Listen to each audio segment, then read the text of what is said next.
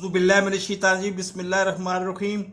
इन पागलों को कौन समझाए कि ये हालात वो हैं। दो या तीन चीज़ें इसमें इन्वॉल्व हुई हैं नवाज शरीफ की जल्द वैक्सीनेशन में।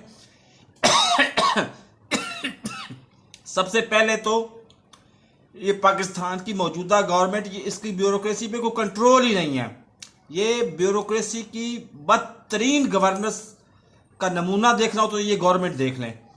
उसके बाद दूसरी जो सबसे बड़ी, ये हुकूमत का कसूर बनता ही नहीं है, क्योंकि हालात इतने शदीद हुए पड़े हैं। आप कभी बाहर निकल के तो देखें, अपने महलों से, अपने जो है ना वो कहते हैं बख्तरबंद महलों से बाहर निकल के तो देखें कि इधर हर बंदा जो है ना वो वैक्सीनेशन का इतना ज्यादा मतलब उसको क्रेज है। ये प्रॉब्लम है कि जो जाता है ना बंदा, अब मैं उस दिन गया हूं, मैं शक्ल से नजर आता हूं कि मैं अफ्रीकी नहीं हूं, लेकिन उन्होंने ना आओ देखा ना ताओ देखा, 3 मिनट के अंदर अंदर वैक्सीन ठोक के मुझे कहते हैं तुम जाओ।